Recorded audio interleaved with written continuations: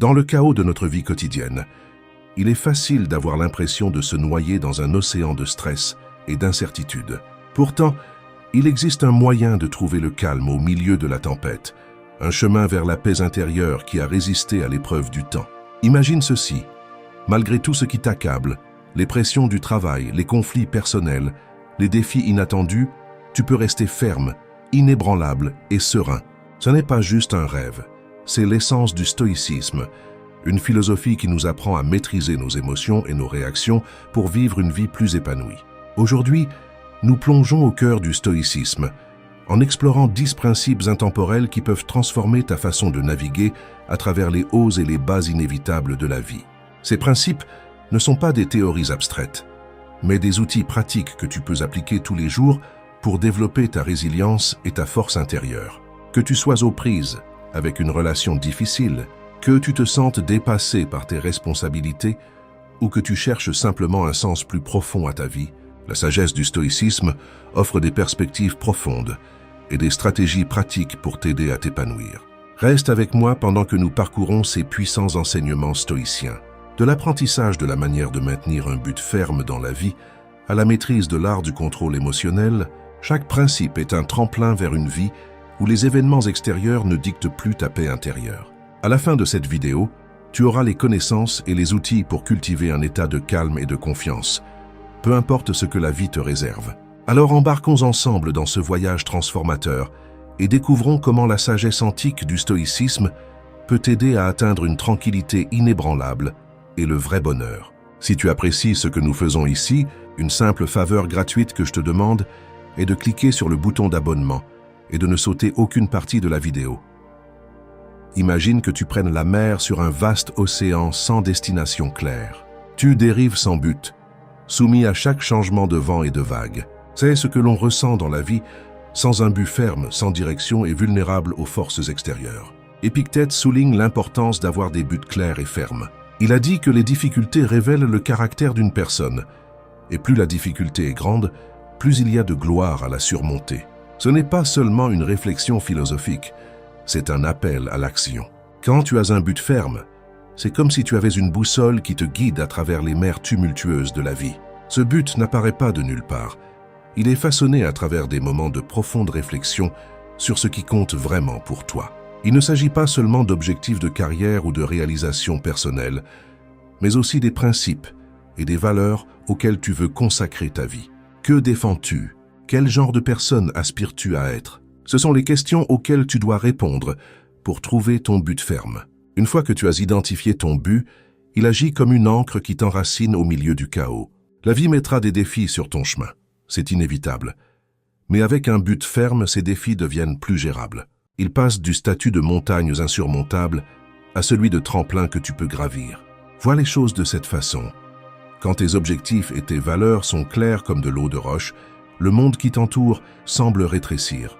Les défis colossaux deviennent de petites étapes dans le voyage vers ton but ultime. Cette force intérieure cultivée grâce à la sagesse stoïcienne ne peut pas être facilement vaincue. Un but ferme n'est pas quelque chose sur lequel tu tombes par hasard, c'est le résultat d'une réflexion délibérée et profonde sur ce qui compte sincèrement pour toi. Cette réflexion exige du temps et de l'honnêteté. Tu dois creuser au plus profond de ton âme, au-delà des désirs superficiels et des envies passagères, pour découvrir ce qui te motive vraiment. Cela pourrait impliquer de réévaluer la direction de ta vie, de te débarrasser de vieilles habitudes ou d'adopter de nouvelles perspectives. C'est un processus continu de découverte de soi et d'alignement avec ton vrai moi. Une fois que tu as trouvé ce but et que tu l'as enraciné dans ton cœur, l'étape suivante consiste à faire preuve de diligence pour le protéger et le nourrir. Cela implique de la persévérance et un engagement inébranlable envers tes objectifs. Il s'agit d'être présent tous les jours, même quand les choses deviennent difficiles. Il s'agit de surmonter les revers et les échecs, sachant qu'ils font partie du voyage. N'oublie pas qu'un but ferme n'est pas seulement une destination, c'est une lumière qui te guide pour t'aider à naviguer sur le chemin de la vie avec confiance et résilience. Considère un but ferme comme un phare dans la nuit. Non seulement il te guide, mais il te procure également un sentiment de sécurité et de stabilité. Quand les tourbillons de la vie essaient de te faire dévier de ta route, ton but ferme agit comme une bouée de sauvetage. t'empêchant de sombrer dans l'océan des émotions et des circonstances difficiles. C'est là le pouvoir du stoïcisme. Ce n'est pas juste un ensemble de règles de vie, c'est une compréhension profonde du pouvoir de la volonté et de la détermination. Épictète nous rappelle que le vrai pouvoir réside dans notre capacité à rester engagé envers notre but, malgré les obstacles extérieurs.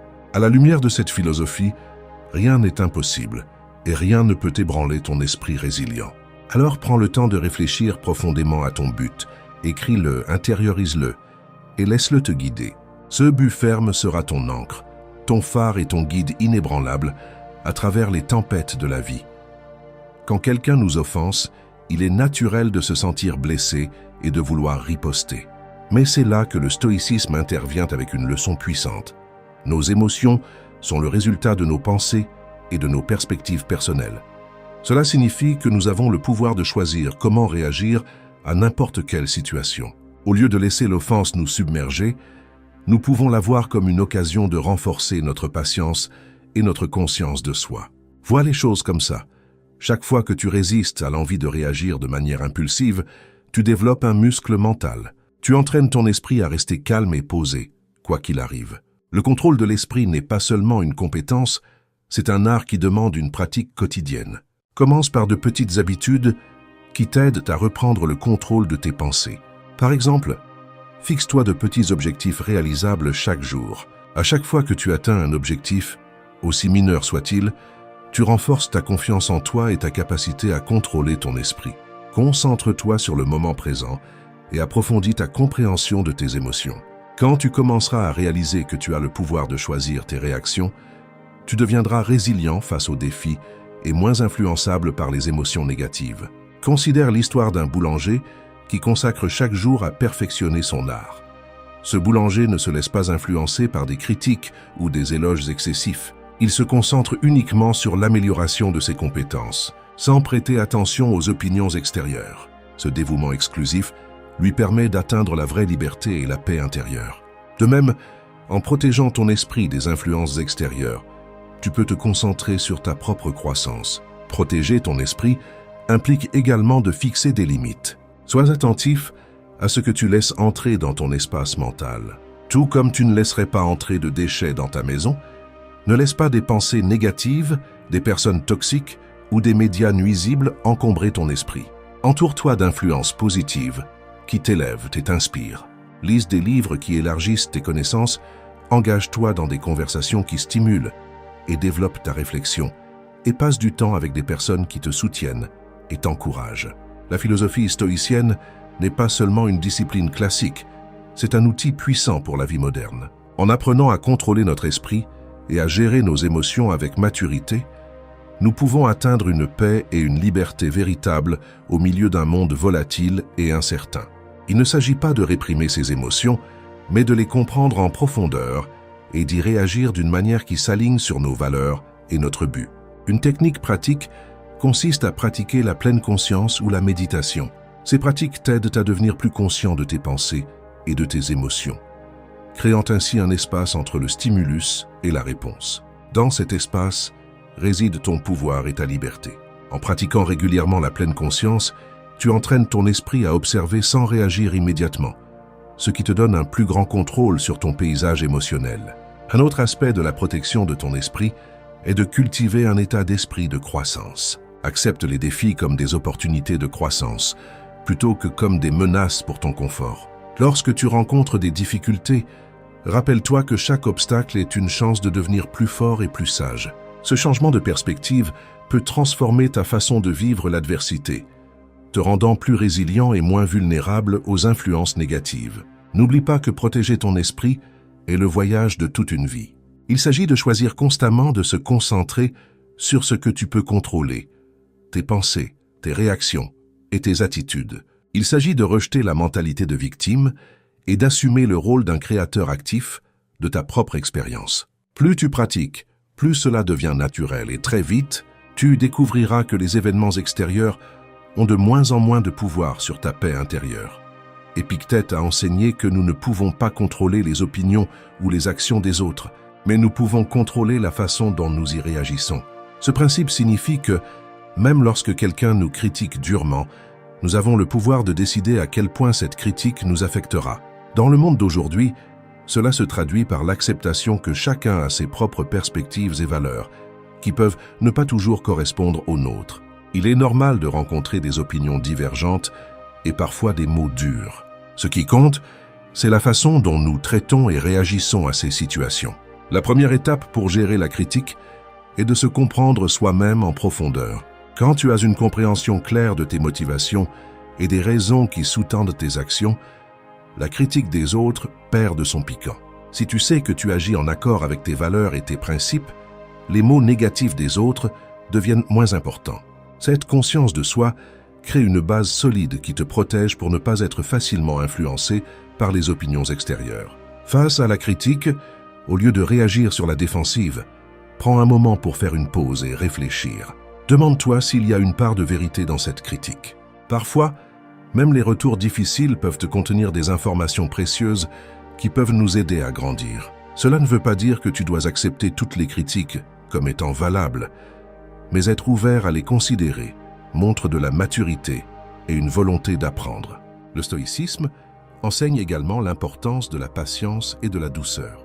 La patience nous permet de garder notre calme et de ne pas réagir hâtivement ou négativement à la critique. La douceur nous aide à maintenir de bonnes relations avec les autres, même lorsqu'ils sont en désaccord avec nous ou nous critiquent.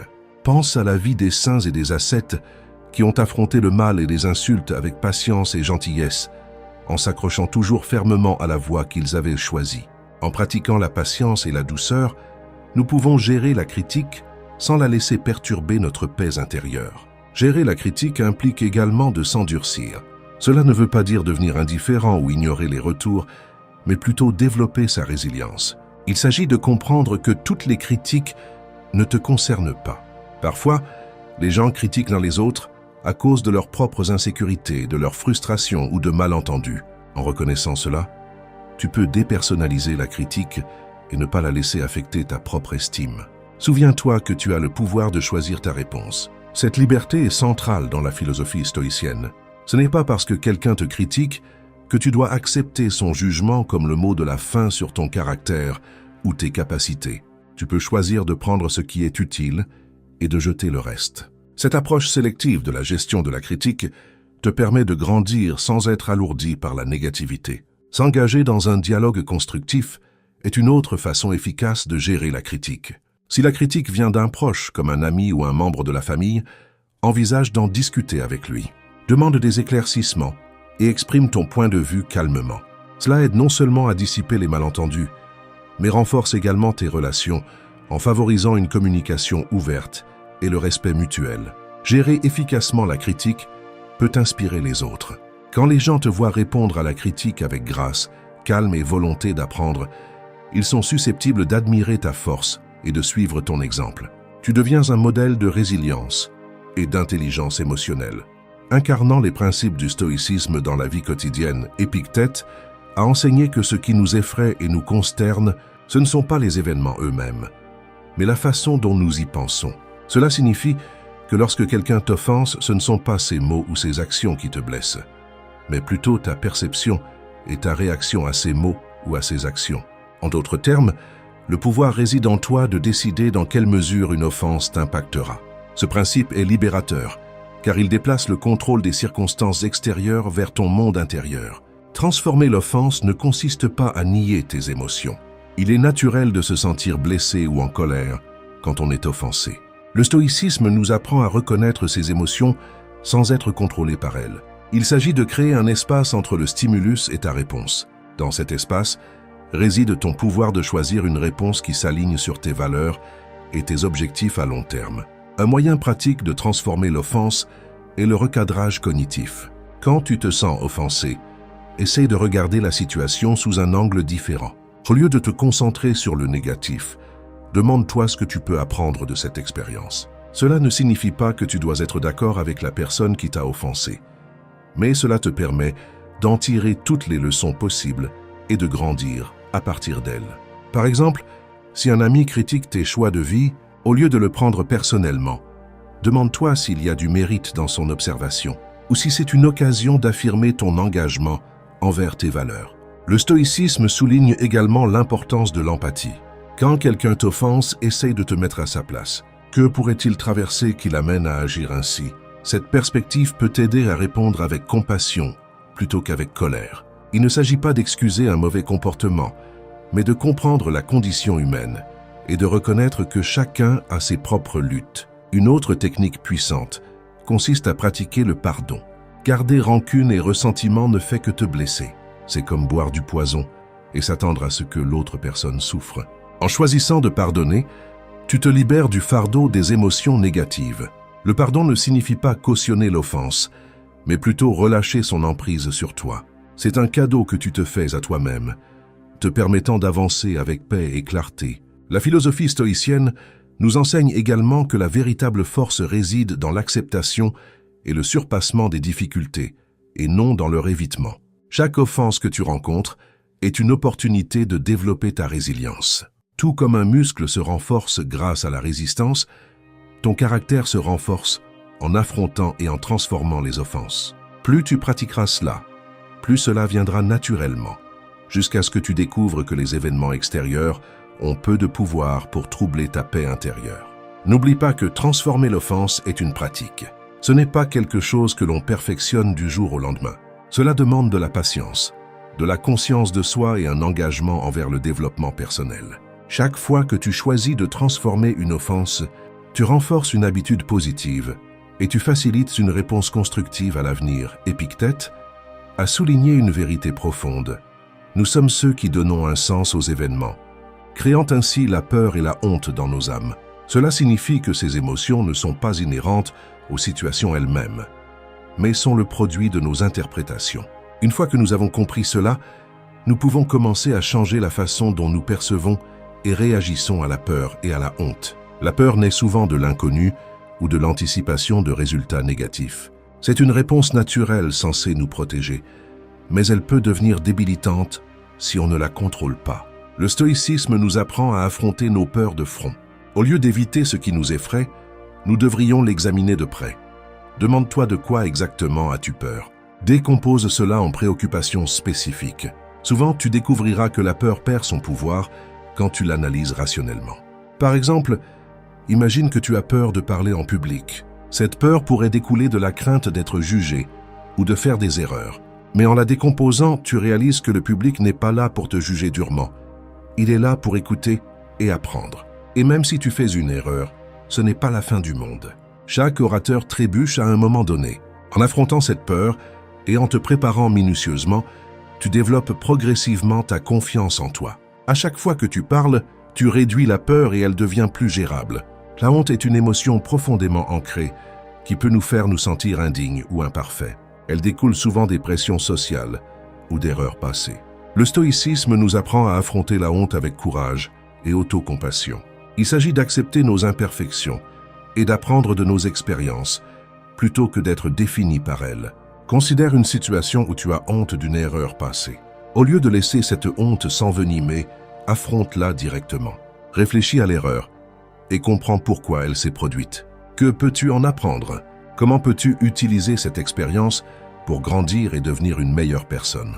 Ce processus de réflexion et d'apprentissage t'aide à transformer la honte en une leçon précieuse, plutôt qu'en une source de haine de soi. Un autre outil puissant pour surmonter la honte est le pardon de soi. S'accrocher à la honte nous maintient enfermés dans un cycle d'autocritique. En nous pardonnant, nous nous libérons de ce lourd fardeau et nous nous permettons d'avancer. Cela ne signifie pas excuser nos erreurs, mais les reconnaître, en tirer des leçons puis les laisser partir. C'est une étape cruciale dans la guérison et le développement personnel. Pour t'entraîner à surmonter la peur et la honte, commence par de petites étapes. Expose-toi progressivement à des situations qui déclenchent ces émotions. Utilise chaque expérience comme une occasion d'apprendre. Avec le temps, tu développeras ta résilience et tu découvriras que ce qui te terrifiait ou te faisait honte autrefois n'a plus la même emprise sur toi. Cette exposition et cette réflexion graduelle t'aident à te désensibiliser à la peur et à la honte, les rendant plus faciles à gérer. Le stoïcisme enseigne également l'importance de la communauté et du soutien. Partage tes peurs et tes sentiments de honte avec des amis ou des mentors de confiance. S'ouvrir sur ces émotions peut être libérateur et t'offrir de nouvelles perspectives et des encouragements. Souvent, tu découvriras que d'autres ont été confrontés à des défis similaires et peuvent t'offrir des idées et un soutien précieux. Épictète suggérait qu'en envisageant les difficultés potentielles sur notre chemin, nous nous préparons à les affronter calmement et de manière réfléchie. Il ne s'agit pas d'être pessimiste ou de s'attendre au pire. Il s'agit d'être réaliste et prêt à tout. Quand tu anticipes les obstacles, tu n'es pas pris au dépourvu lorsqu'ils apparaissent. Au lieu de cela, tu as déjà envisagé des solutions possibles et des moyens de gérer tes réactions. Une façon pratique d'anticiper les obstacles est d'utiliser une technique appelée préméditation des mots. Cela implique de prendre le temps de visualiser les défis potentiels et de réfléchir à la façon dont tu y répondrais. Par exemple, avant une réunion importante, tu pourrais penser à ce qui pourrait mal tourner, difficultés techniques, questions difficiles ou même ta propre nervosité. En envisageant ces scénarios, tu peux planifier tes réponses et réduire l'impact de la surprise. Cette pratique ne consiste pas à s'attarder sur la négativité, mais à développer sa résilience mentale. Quand tu t'es mentalement entraîné à gérer les difficultés, tu es moins susceptible d'être déstabilisé lorsqu'elles se produisent. Tu deviens plus adaptable et capable de garder ton calme, ce qui est une caractéristique de la philosophie stoïcienne. Anticiper les obstacles signifie également être flexible et ouvert au changement. La vie se déroule rarement exactement comme prévu, et des attentes rigides peuvent mener à la déception et au stress. En anticipant que les choses ne se passeront peut-être pas comme prévu, tu peux rester flexible et ajuster tes plans selon tes besoins. Cette adaptabilité est cruciale pour naviguer dans les incertitudes de la vie avec grâce et efficacité. Un autre aspect important de l'anticipation des obstacles est de maintenir une perspective équilibrée. Bien qu'il soit utile d'envisager les difficultés potentielles, il est tout aussi important de reconnaître tes forces et tes ressources. Reconnais les compétences, les connaissances et les systèmes de soutien dont tu disposes pour t'aider à surmonter les défis. Cette approche équilibrée garantit que tu es préparé sans devenir excessivement anxieux ou négatif. Anticiper les obstacles aide à développer la patience et la persévérance. Quand tu sais que les défis sont inévables, tu développes un état d'esprit à long terme qui valorise la persévérance par rapport au succès immédiat. Tu deviens plus patient avec le processus et plus résilient face aux revers. Cette endurance est un élément clé de la philosophie stoïcienne qui met l'accent sur l'importance de la constance et de la force intérieure. S'engager dans une réflexion régulière peut également améliorer ta capacité à anticiper les obstacles. Prends le temps de revoir tes expériences passées et d'identifier des schémas. Quels défis as-tu relevés et comment les as-tu surmontés? Quelles stratégies ont fonctionné et que pourrais-tu améliorer? En apprenant de tes expériences, tu peux mieux te préparer aux obstacles futurs et affiner ton approche de la résolution de problèmes. L'intégration de pratiques de pleine conscience peut renforcer davantage ta capacité à anticiper et à gérer les obstacles. La pleine conscience t'aide à rester présent et conscient, te permettant de reconnaître les défis potentiels tôt et d'y répondre de manière réfléchie. Elle améliore ta régulation émotionnelle, en t'assurant de rester calme et centré, même dans des situations stressantes. Épictète a dit cette phrase célèbre, « Ce n'est pas ce qui t'arrive, mais la façon dont tu y réagis qui compte. » Cette déclaration simple mais profonde souligne l'essence de la force intérieure. Notre véritable pouvoir ne réside pas dans la modification des circonstances extérieures, mais dans la maîtrise de nos réponses intérieures. Face à l'adversité, qu'il s'agisse de critiques sévères de la part d'un ami de confiance ou d'un revers inattendu, nous avons la liberté de choisir notre réponse. Ce choix définit notre caractère et façonne notre vie. La force intérieure se cultive par la conscience de soi et la pratique délibérée. Cela commence par reconnaître tes émotions sans les laisser te submerger. Cela ne signifie pas réprimer tes sentiments, mais plutôt les observer et comprendre leurs racines. Quand tu prends conscience de tes déclencheurs émotionnels, tu peux mieux gérer tes réactions. Cette conscience de soi est la première étape vers la construction d'une force intérieure. Le stoïcisme souligne également l'importance de distinguer ce qui est sous notre contrôle de ce qui ne l'est pas. Cette distinction est cruciale pour maintenir la paix intérieure. Nous ne pouvons pas contrôler les actions ou les opinions des autres, mais nous pouvons contrôler nos attitudes et nos réactions. En nous concentrant sur ce que nous pouvons contrôler, nous conservons notre énergie et réduisons le stress inutile. Ce changement de mentalité est valorisant et nous aide à rester ancrés face aux turbulences extérieures. Le pardon est un autre aspect puissant de la force intérieure. Garder rancune et ressentiment draine notre énergie et obscurcit notre jugement. Tout comme le stoïcisme nous apprend à contrôler nos réactions, il nous encourage également à pratiquer le pardon. Cela ne veut pas dire cautionner un comportement néfaste, mais plutôt relâcher son emprise sur nous.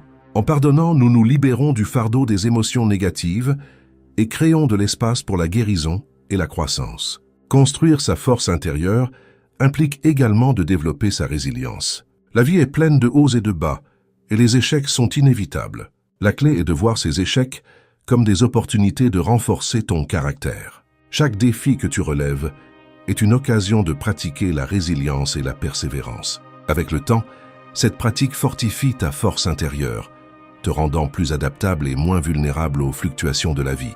Le stoïcisme nous encourage à chercher la force non seulement en nous-mêmes, mais aussi dans notre communauté et nos croyances. Entoure-toi de personnes bienveillantes et partageant les mêmes idées, qui t'élèvent et t'inspirent. Engage-toi dans des conversations qui stimulent et élargissent ta pensée. Si tu as une pratique spirituelle, puise-y de la force et des conseils. Ces sources externes de soutien peuvent renforcer ta force intérieure et te procurer un sentiment d'appartenance et un but. Pratiquer la gratitude est un autre moyen efficace de cultiver la force intérieure. La gratitude déplace ton attention de ce qui te manque vers ce que tu as, favorisant un état d'esprit positif même dans les moments difficiles. Il y a toujours quelque chose pour lequel être reconnaissant. En reconnaissant et en appréciant régulièrement ces points positifs, tu renforces ta résilience émotionnelle et maintiens une perspective équilibrée. La force intérieure, c'est aussi accepter sa vulnérabilité. Reconnaître tes peurs et tes insécurités ne te rend pas faible, cela te rend humain. En affrontant ces vulnérabilités avec courage et compassion, tu les transformes en source de force. Cette acceptation de soi est un élément vital de la force intérieure, te permettant de naviguer dans la vie avec authenticité et confiance. Cela ne signifie pas réprimer tes émotions ou prétendre qu'elles n'existent pas. Cela signifie reconnaître tes sentiments, mais ne pas les laisser dicter tes actions. Il s'agit de créer un espace entre le stimulus et la réponse, un moment pour réfléchir et choisir la ligne de conduite la plus appropriée. Cette pratique qui consiste à faire une pause et à réfléchir est puissante et peut transformer ta façon d'interagir avec le monde. Considère l'exemple de la conduite dans une circulation dense. Quelqu'un te coupe la route et ta réaction immédiate pourrait être la colère ou même l'agressivité au volant. Au lieu d'agir selon cette impulsion, le stoïcisme t'encourage à faire une pause et à réfléchir à ta réponse. Klaxonner ou crier améliorera-t-il la situation? Probablement pas. En choisissant de rester calme, tu gardes le contrôle de tes émotions et de tes actions, ce qui conduit à une expérience plus paisible et moins stressante. Un autre aspect de la retenue dans les actions est la capacité à différer la gratification. Dans notre monde trépidant, nous sommes souvent tentés de rechercher des récompenses immédiates et d'éviter l'inconfort. Cependant, le stoïcisme nous enseigne la valeur de la patience et de la persévérance. En différant la gratification et en travaillant vers des objectifs à long terme, nous cultivons la discipline et la résilience. Ce principe s'applique également à la façon dont nous communiquons avec les autres. Dans les moments de discussion animés ou de conflit, il est facile de se laisser submerger par ses émotions et de dire des choses que l'on pourrait regretter plus tard. Le stoïcisme nous apprend à faire preuve de retenue dans nos paroles. Avant de parler, réfléchis à l'impact de tes mots. Sont-ils constructifs? Reflètent-ils tes valeurs? En parlant consciemment et avec intention, tu peux bâtir des relations plus fortes et plus respectueuses. Pratiquer la maîtrise de soi exige de la conscience de soi et de la discipline. Il s'agit d'être conscient de tes impulsions et de choisir activement de les contrôler. Cela peut impliquer de fixer des limites personnelles, de pratiquer la pleine conscience ou de développer de nouvelles habitudes qui soutiennent tes objectifs. Par exemple, si tu as tendance à procrastiner, crée un emploi du temps structuré qui t'aide à rester concentré et productif. Si tu luttes contre la colère, pratique des techniques de relaxation qui t'aident à rester calme dans les situations stressantes. Le stoïcisme souligne également l'importance d'agir selon la raison plutôt que par impulsion. Cela signifie prendre des décisions basées sur une considération réfléchie de la situation et de ses conséquences. Imagine que tu sois confronté à une décision importante au travail. Au lieu de faire un choix hâtif, Prends le temps de rassembler des informations, de peser le pour et le contre, et de réfléchir à la façon dont ta décision s'aligne sur tes valeurs et tes objectifs. Cette approche raisonnée conduit à de meilleurs résultats et à un plus grand sentiment de contrôle. Refréner ses actions ne consiste pas à devenir passif ou à éviter toute action. Il s'agit d'être délibéré et intentionnel dans nos choix. Il s'agit de comprendre que nos actions ont des conséquences et d'en assumer la responsabilité. En pratiquant la maîtrise de soi, nous devenons plus efficaces dans la réalisation de nos objectifs et le maintien de notre paix intérieure. S'engager dans une réflexion régulière peut également améliorer ta capacité à refréner tes actions. Prends le temps chaque jour de revoir ton comportement et de réfléchir au moment où tu aurais pu faire preuve de plus de retenue. Qu'est-ce qui a déclenché tes impulsions? Comment pourrais-tu réagir différemment à l'avenir? Cette auto-évaluation continue t'aide à développer une plus grande conscience de toi et renforce ton engagement à agir avec intention. Une autre approche pratique pour refréner ses actions consiste à développer une pratique quotidienne de la pleine conscience. La pleine conscience t'aide à rester présent et conscient, te permettant de reconnaître les envies impulsives et de choisir des réponses plus réfléchies. Que ce soit par la méditation, des exercices de respiration profonde ou l'observation consciente, l'intégration de la pleine conscience dans ta routine peut considérablement améliorer ta maîtrise de toi. L'acceptation est la première étape vers une action efficace. Quand nous résistons à la réalité, nous gaspillons de l'énergie et créons des souffrances inutiles. Par exemple, si tu perds ton emploi, il est naturel de te sentir bouleversé et inquiet pour l'avenir. Mais en acceptant la situation, tu peux te concentrer sur ce que tu peux faire ensuite, mettre à jour ton CV, faire du réseautage ou explorer de nouvelles opportunités de carrière. Cet état d'esprit proactif te permet de relever le défi plus efficacement et réduit le coût émotionnel de l'expérience. Un moyen pratique de cultiver l'acceptation est la pleine conscience et la méditation. Ces pratiques t'aident à rester présent et conscient, te permettant d'observer tes pensées et tes émotions sans jugement. En pratiquant régulièrement la pleine conscience, tu développes la capacité d'accepter chaque moment comme il vient, avec toutes ses imperfections et ses incertitudes. Cette acceptation crée une base de paix intérieure et de résilience. Le stoïcisme nous apprend que l'acceptation ne consiste pas à abandonner, mais à trouver de la force dans l'adversité. Il s'agit de comprendre que chaque événement, aussi difficile soit-il, offre une occasion de croissance et d'apprentissage. Face aux difficultés, demande-toi ce que je peux en apprendre. Comment cette expérience peut-elle me rendre plus fort? Ce changement de perspective transforme les obstacles en tremplin pour le développement personnel. L'acceptation implique également de se défaire du perfectionnisme. Beaucoup d'entre nous visent la perfection dans leur carrière, leurs relations et leurs réalisations personnelles. Cependant, cette poursuite incessante peut mener au stress et à l'insatisfaction. En acceptant que la perfection est inaccessible, nous pouvons apprécier nos efforts et nos progrès. Cela ne signifie pas revoir nos normes à la baisse, mais reconnaître que les imperfections font partie de l'expérience humaine. Accepter nos défauts et nos échecs avec compassion nous permet de vivre plus pleinement et plus authentiquement. La gratitude est un autre outil puissant pour cultiver l'acceptation. Quand nous nous concentrons sur ce que nous avons plutôt que sur ce qui nous manque, nous passons d'une mentalité de pénurie à une mentalité d'abondance. La gratitude nous aide à voir le bon côté de notre vie, même au milieu des défis. En pratiquant régulièrement la gratitude, nous renforçons une vision positive et notre capacité à accepter et à apprécier la vie telle qu'elle est. L'acceptation s'étend également à nos relations. Nous avons souvent des attentes sur la façon dont les autres devraient se comporter, ce qui entraîne de la frustration et de la déception lorsqu'ils ne répondent pas à ces attentes. En acceptant les gens tels qu'ils sont, avec toutes leurs forces et leurs faiblesses, nous pouvons bâtir des relations plus harmonieuses et plus épanouissantes. Cela ne signifie pas tolérer un comportement néfaste, mais comprendre que chacun a son propre parcours et ses propres défis. En pratiquant l'empathie et la compassion, nous créons un espace pour des connexions authentiques et une croissance mutuelle. Épictète et d'autres philosophes stoïciens ont souligné que vivre en accord avec la nature signifie reconnaître notre place dans le monde et agir conformément à notre nature rationnelle et sociale. Au fond, ce principe consiste à vivre de manière authentique et en harmonie avec l'univers. Vivre en accord avec la nature commence par la conscience de soi. Cela exige une compréhension profonde de qui nous sommes et de ce qu'est notre vraie nature. Cela implique de l'introspection et une réflexion sur nos valeurs, nos forces et notre but. En comprenant nos tendances et nos inclinations naturelles, nous pouvons faire des choix qui s'alignent avec notre vrai moi, plutôt que de nous conformer aux attentes de la société ou aux pressions extérieures. Ce principe signifie également reconnaître et accepter les cycles naturels de la vie. Tout comme les saisons changent, nos vies traversent différentes phases, croissance, stabilité, déclin et renouveau. En acceptant ces cycles, nous pouvons naviguer dans les transitions de la vie avec plus d'aisance et de grâce.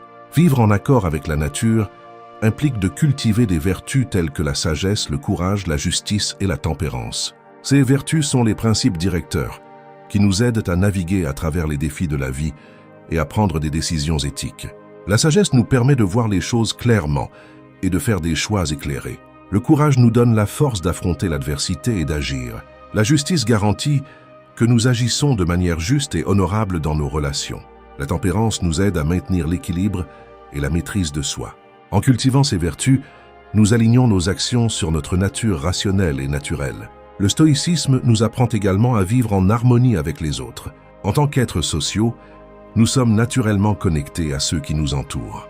Vivre en accord avec la nature signifie reconnaître notre interdépendance et contribuer au bien-être de notre communauté. Cela implique de pratiquer l'empathie, la compassion et la coopération. Quand nous aidons les autres et bâtissons des relations positives, nous accomplissons notre nature sociale et créons un environnement plus harmonieux et solidaire. Un autre aspect de la vie en accord avec la nature est d'adopter la simplicité et de se concentrer sur ce qui compte vraiment. Dans un monde rempli de distractions et de poursuites matérialistes, il est facile de perdre de vue nos véritables priorités.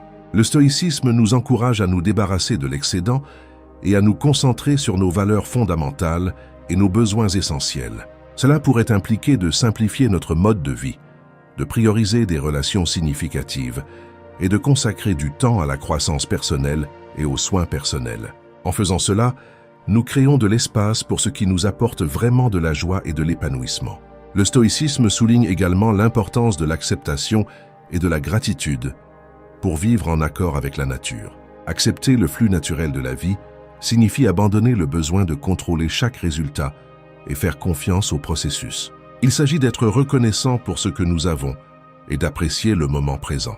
La gratitude nous aide à reconnaître l'abondance dans nos vies et favorise un état d'esprit positif. En nous concentrant sur le bien, nous cultivons un sentiment de contentement et de paix. Vivre en accord avec la nature nous oblige à être conscients de notre impact sur l'environnement. En tant que partie intégrante du monde naturel, nous avons la responsabilité de prendre soin de la planète et de préserver ses ressources. Cela implique de faire des choix durables, de réduire les déchets et de respecter l'équilibre délicat des écosystèmes. En vivant de manière soucieuse de l'environnement, nous honorons notre lien avec la nature et contribuons au bien-être des générations futures. L'intégration de la pleine conscience dans notre vie quotidienne peut améliorer notre capacité à vivre en accord avec la nature.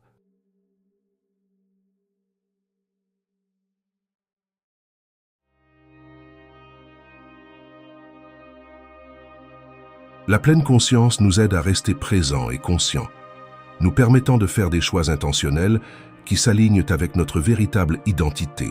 Que ce soit par la méditation, la respiration profonde ou l'observation consciente, ces pratiques nous aident à nous connecter à notre nature intérieure et au monde qui nous entoure. Qu'elles nous encouragent à ralentir, à réfléchir et à agir avec un but. Alors que nous concluons notre voyage à travers ces principes stoïciens, rappelle-toi ceci. Le véritable pouvoir ne réside pas dans le contrôle du monde qui t'entoure, mais dans la maîtrise de ton propre esprit et de tes actions.